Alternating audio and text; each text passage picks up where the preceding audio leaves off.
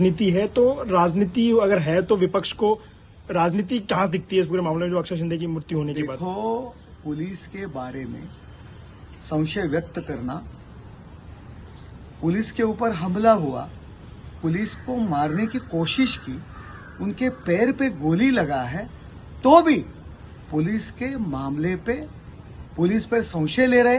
अरे कभी किसी ने जाके पूछा वो पुलिस की हालत क्या है, कौन सा परिस्थिति, कौन से कठिनाइयों में पुलिस लोग हैं, लेकिन उनके ऊपर आरोप करने का किसके लिए? जो क्रूर कर्मा है, जिसने छोटी बच्ची के ऊपर अत्याचार किया है, वही आरोपी को तुरंत फांसी देना चाहिए, फांस पे लटकाना चाहिए। ये आंदोलन यही लोग कर रहे थे और वही आरोपी की आज बाजू ले रहे हैं, उसके साइड से बोल रहे हैं। कहां तक राजनीति करना चाहिए? ये राजनीति नहीं, ये केवल स्वार्थ की नीति है जो विरोधी पक्ष यहाँ कर रहे हैं। देखिए सर, अक्षय शिंदे पुलिस की जवाबी कार्रवाई में मारा गया जब वो पुलिस पे हमला करना चाह रहा था। इसके बाद विपक्ष के लोग सवाल खड़ा कर रहे हैं कि किसी साजिश के तहत उसकी हत्या की गई है। उसके परिजनों का भी कहना है कि वो ठीक ठाक था और उसकी हत्या की। किस तरीके से आप प्रतिक्रिया देंगे अपनी एक स्थानीय सांसद होने के नाते?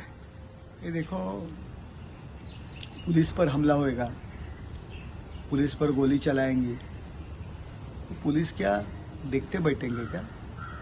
जो पुलिस रात दिन मेहनत करती है, आम जनता का संरक्षण करती है, वो खुद का संरक्षण नहीं कर सकती।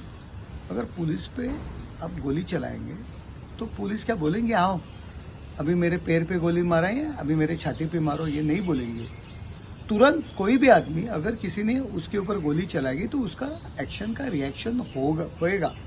लेकिन जो विपक्ष वही बदलापुर के दुर्घटना के जिस दिन हुआ उसके तीसरे दिन आपको मालूम है बदलापुर में जो हंगामा किया, ताबड़तोड़ फांसी दे दो या फांस पे लटकाओ, इसी तरह का आंदोलन यही विपक्ष के नेता वहां बदलापुर में जाके कर रहे थे। बाहर से बसेस भर के लोग बदलापुर में लेके गए, रेलवे स्टेशन चक्का जाम किया, पूरा दिन वहां आंदोलन किया और ताबड़तोड़ फांसी दे दो, आरोपी को हमारे ताबे में दे दो।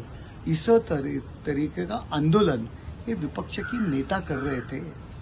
कौन से कानून में ताबड़तोड़ फांसी देना, तुरंत फांसी दे सकते हैं, लेकिन तभी जिस आरोपी के बारे में फांसी देने की मांग कर रहे थे, आज उसी आरोपी का साइड ले रहे हैं और पुलिस पे संशय व्यक्त कर रहे हैं। ये कौन सा कायदा है?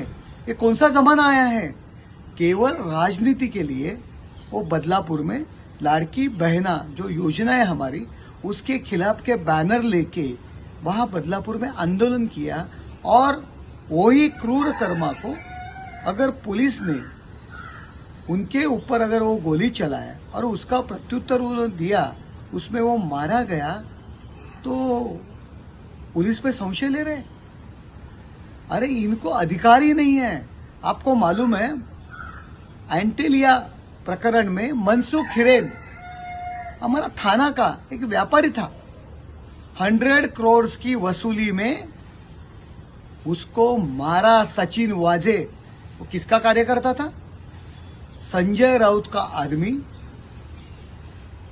जो सस्पेंड किया था पुलिस से, उसको इनके शासन में वापस लिया। 100 करोड़ की वसूली में एक थाने का गरीब व्यापारी उसको मारा, तो अब ये लोग क्यों चुप बैठे थे? किसके लिए मारा? तभी क्यों नहीं अपने जबान से सरकार का निषेध का शब्द बाहर आया? तब सचिन वाजे को इन्होंने ही संरक्षण दिया ना, इनको अधिकार है बोलने की। जब आज शिवसेना के लोग पुलिस पे संशय ले रहे हैं, तेलंगाना में 2019 में दिसंबर में एक डॉक्टर के ऊपर, लेडीज डॉक्टर के ऊपर अत्याचार हुआ, तब 4 पुलिस को एनकाउंटर किया था, तब तेलंगाना सरकार के बाजू ले रहे थे। यही सामना में सरकार के बाजू से, वो पुलिस के बाजू से लेख लिखा था, उसका पुरावा भी मेरे पास है। तभी तेलंगाना के पुलिस के आप बाजू ले रहे थे, आज अपने पुलिस पे संशय व्यक्त कर रहे हैं। पूरी महाराष्ट्र की जनता ये विरोधी पार्टी का निषेध करती है। बाप्पांसारखं विरोधी पक्ष वागत आहे. ज्या आरोपीला ताबडतोब फासावर लटकवा, ताबडतोब फाशी द्या अशा घोषणा करत बदलापूरमध्ये यांनी आंदोलन केलं. रेल्वे बंद पाडली दिवसभर. ताबडतोब फाशी दिलीच पाहिजे, आमच्या ताब्यात द्या. त्याच बदलापूरमध्ये बाहेरून 30-30 बसेस घेऊन माणसं गेली. भर सकाळी त्यांच्या हातात लाडकी बहीण योजनेच्या विरोधातले बॅनर्स आले, फलक आले आणि आरोपीला ताबडतोब फाशी द्या. त्यावेळी हेच विरोधी पक्ष बेंबीच्या देठापासून ओरडत होते. आणि आता त्या आरोपीची त्याच्यावरती जर पोलीस स्वतःच्या संरक्षणाकरता जर गोळी मारत असेल, तो आरोपी, तो क्रूर कर्मा पोलिसांवरती गोळीबार करतोय, तर त्याला प्रत्युत्तर होणारच. जे पोलीस रात्रंदिवस समाजाची सेवा करत असतात त्यांना स्वसंरक्षणाचा अधिकार नाही आहे का? त्यावेळी पोलिसांची बाजू न घेता, खात्री न करता, केवळ राजकारणाकरता पोलिसांच्या भूमिकेवर संशय घेणे आणि त्या आरोपीची बाजू घेणे ही दुटप्पी भूमिका आहे, दुतोंडी सापासारखी भूमिका आहे. माझा विरोधी पक्षाला एकच प्रश्न आहे. मनसुख हिरेन आमचा ठाण्यातील व्यापारी आपल्या 100 करोड रुपयाच्या वसुली करता अँटेलिया प्रकरणात त्याला मारला, त्याची हत्या केली. त्याचा हत्या करणारा कोण होता? सचिन वाझे. कोण सचिन वाझे? की ज्या सचिन वाझे सस्पेंड असताना संजय राऊत यांचा पीए म्हणून काही काळ काम करत होता, त्यांच्या पाठीमागे फिरत होता. त्या सचिन वाझेला पुन्हा एकदा पोलीस खात्यात घेतला आणि 100 करोड वसुली करता मनसुख हिरेन याची हत्या केली. त्यावेळी हा विरोधी पक्ष हे सत्ताधारी कोण होतं? कोण होतं सत्तेवर? त्यावेळी ह्याच विधानसभेमध्ये, याच विधान परिषदेमध्ये तोंड भरून सचिन वाझेचं कौतुक करणारे मुख्यमंत्री कोण होते? तेव्हा का मुख गिळून गप्प बसले? का? मनसुख हिरेन हा का जीव नव्हता? तो हाडामासाचा कार्यकर्ता नव्हता? हाडामासाचा माणूस नव्हता का?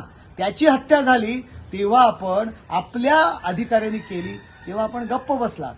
आणि जो क्रूर कर्मा, ज्यांनी छोट्या मुलीवरती अत्याचार केले, चुकीच्या गोष्टी केल्या, तो जर मारला गेला असेल तर आपण पोलिसांची बाजू न घेता त्याची बाजू घेताय.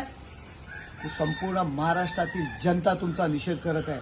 त्याच तेलंगणामध्ये डिसेंबर 2019 मध्ये एका डॉक्टरवरती बलात्कार झाला. चार जणांवरती पोलिसांनी एन्काउंटर केला. त्या सामन्यामध्ये आपण त्या पोलिसांचं कौतुक केलं होतं. तेलंगणाचे पोलीस तुम्हाला आवडले, तेलंगणाच्या पोलिसांचं कौतुक केलं. मग आपल्या महाराष्ट्रातील पोलिसांचं कौतुक करायला आपल्याला लाज वाटते का?